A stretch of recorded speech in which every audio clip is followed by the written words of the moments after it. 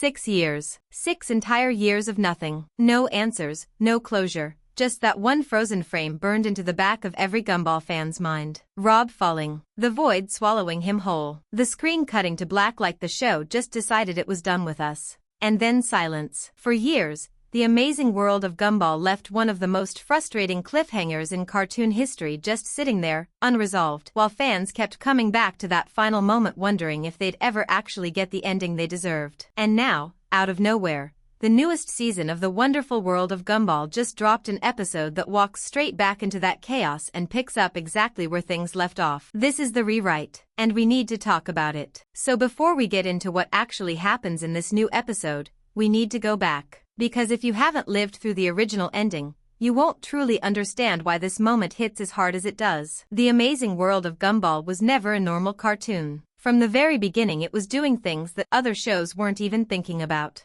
It mixed animation styles, broke the fourth wall, and treated its audience like they were smart enough to keep up with whatever weird direction the show decided to go in. But nothing it ever did came close to the Void storyline. The Void was this dark, unsettling concept baked into the DNA of the show. It was essentially a place where all the mistakes of Elmore got sent. The things that didn't work, the characters that didn't fit, the loose ends the universe wanted to forget. And the show used that concept to do something genuinely uncomfortable.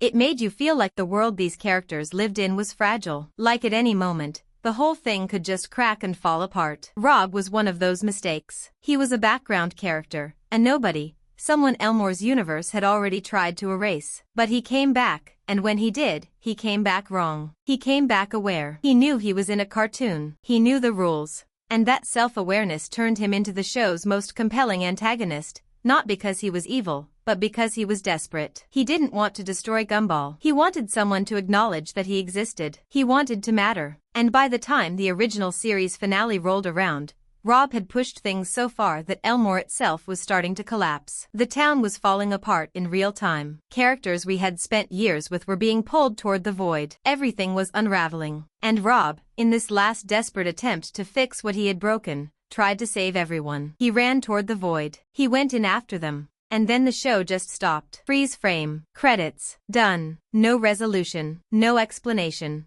Just Rob mid-fall and a fandom left completely in the dark wondering what on earth just happened and whether they'd ever actually find out. That freeze frame became one of those moments that cartoon fans kept coming back to. It showed up in discussions, in countdowns of the best cartoon endings, in arguments about whether it was a brilliant artistic choice or just an unfinished story. And for 6 years, there was genuinely no answer. The show was over. The network had moved on.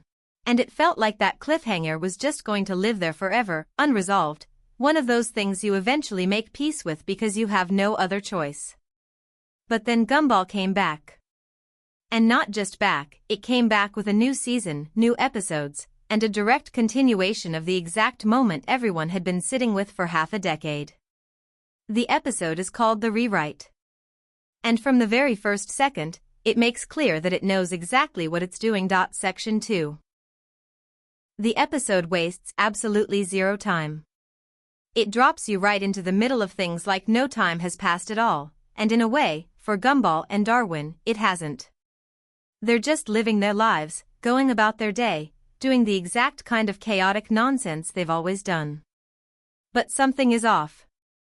And the show wants you to feel that before it tells you what it is. There's this creeping sense of wrongness underneath everything, like a song playing slightly out of tune. You can't immediately put your finger on it, but your brain registers that something doesn't add up. And then Gumball and Darwin start noticing it too. The little things first. Their designs look different. Their voices sound different. The world around them feels slightly shifted from what it used to be. And instead of ignoring it the way most cartoon characters would, instead of just rolling with it and moving on, they stop. They actually stop and ask the question that most shows would never let their characters ask. Why do we look different? Why do we sound different? What is going on with us? And that question, that simple act of a cartoon character genuinely questioning the inconsistencies of their own existence, is where this episode immediately separates itself from anything the show has done before. Because Gumball and Darwin aren't just confused. The irregularities in their appearance, the shifts in their world, the feeling that things have been quietly tampered with without their knowledge. It all starts pointing in one direction. Someone has been interfering with their lives. Someone has been pulling strings behind the scenes.